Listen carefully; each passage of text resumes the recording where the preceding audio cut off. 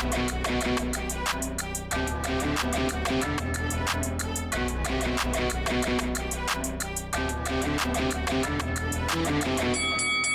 guys, welcome to Boxing Squared for boxing news and views from around the internet.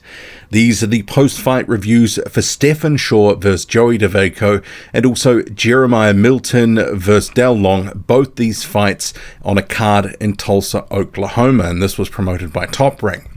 So we'll start first with Stephan Shaw, who delivered a little bit of a Jekyll and Hyde performance where there was some really good stuff at times, but in other times, it was just a little bit flat, a little bit cautious, maybe not the statement that he wanted to deliver to the heavyweight division.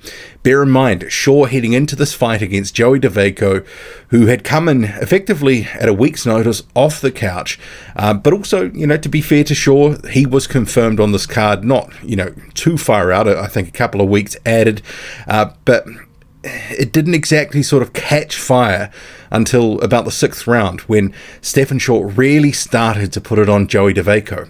Up until that point, it had been a performance where Stephan Shaw was just lacking a little bit of aggression, maybe too much one-off punching.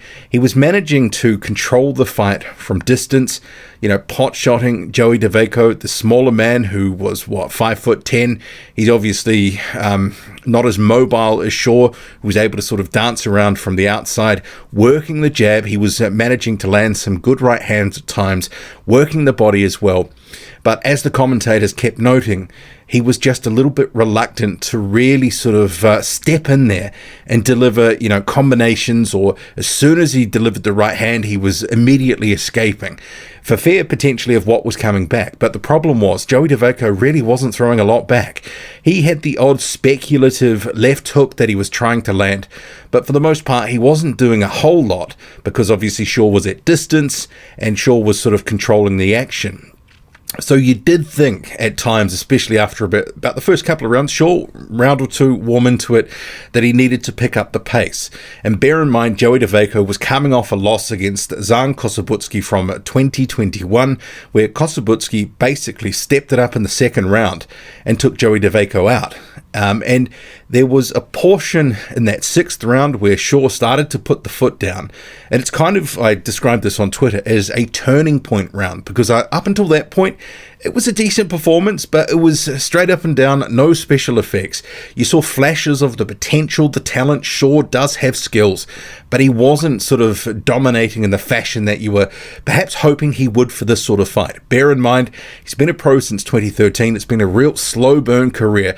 He came into this fight now working with Top Rank. He's also co-promoted by Lou DiBella.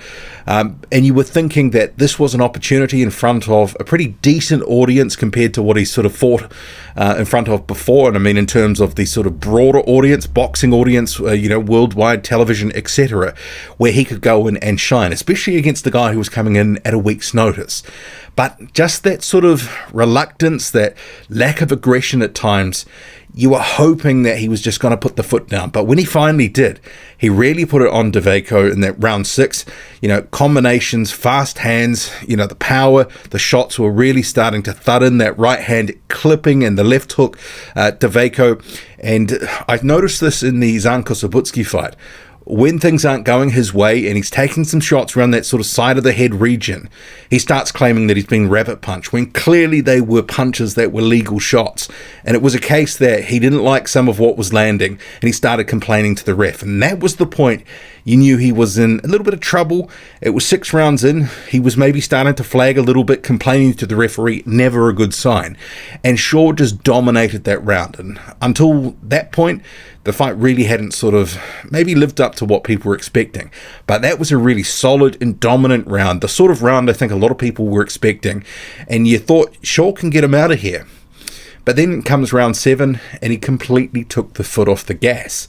And interestingly, after round 7, Joey Dawejko's cornerman said to him, I'm thinking about stopping the fight. And bear in mind, there was only 1 round to go. This was an 8-rounder. And Dawejko was like, no, what are you doing? No. I'm going to see this out. So he goes out there. Shaw lands a few decent shots in the first, 30 or 40 seconds of the round, there or thereabouts in the round. And then it's called off. the corner advises the commission, no, that's it, and the fight's over. So it was a bit of a disappointing ending because Dawejko hadn't taken a hellacious beating in this fight. Sure, he was getting pot-shotted and picked apart, and you did have one round 6, where he took quite a bit of punishment, but he wasn't close to, in my view, being stopped. But obviously his corner didn't want to see him take whatever punishment he was taking by that point, although I think he probably could have, seen out the round. It wasn't that he was on crazy staggered legs and had, been dropped 2 or 3 times. Joey Dawejko is notoriously tough. He is not called the tank for no reason. But ultimately stopped in that 8th round, so Shaw gets a stoppage win of sorts, and he advances to 16-0. So, like I say, a little bit Jekyll and Hyde. There were flashes of the talent, the performance, that we're expecting from Shaw in that round 6. But at other times, just a little bit sedate, a little bit pedestrian, a little bit too cautious. Would have been nice to see a bit more aggression. But he did box well from the outside. He's got good ring IQ. He's got a good jab. The pace certainly was an issue at times. And obviously, you want to see a bit more aggression, because I think if he had stepped it up earlier, kind of like that Kusabutski stoppage of Dawejko, I think Shaw probably could have forced it, especially against a guy who came off the couch, who hadn't had a long training camp. I think he was there potentially for the taking. And I guess the question now is, well, what next? If he is going to be promoted in some capacity by ESPN, which has been reported, Top Rank, to be on some ESPN cards, well, that's going to be, a boon for his career, because previously, as I said, he's just not been active enough. He's been a pro since 2013, only 16 fights on the ledger. This is his 9th year as a pro. He should be more active, in the ring more, and he really needs a step up now, because this is arguably the best name on his record. Although maybe Lubomir Pinchuk, which was a fight a year or 2 ago, he was okay, but he had come up from cruiserweight. But I think that from here on in, it's kind of got to be, because Shaw's not getting any younger, you want to see him sort of sink or swim now, because he's on that sort of fringe where kind of no one really needs to fight him, but he desperately needs a fight. That same sort of position that a couple of guys like, say, Filip Hrgovic are in, that they're ready to take that leap off to that next step.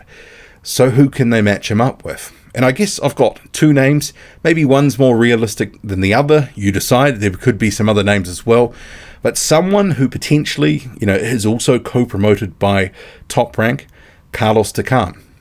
He is a guy that's now over 40, but as we've seen in some of his more recent fights, he's still got something left. He's still a tough cover. And if you're not good enough, you are going to get beaten.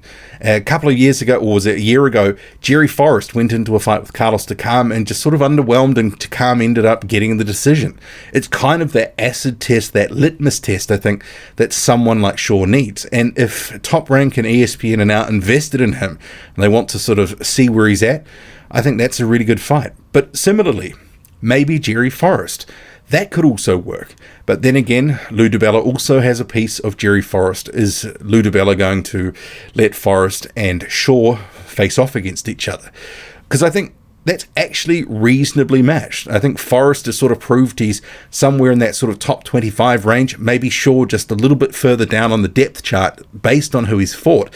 But he does have skills, he does have ability, and I think that's got the scope to be a really even fight. How about also rescheduling the Jermaine Franklin fight? That was meant to get made a year ago. Jermaine Franklin ended up getting COVID. The fight got cancelled, never rescheduled. That's a good sort of barometer type fight as well for both of them, who are undefeated.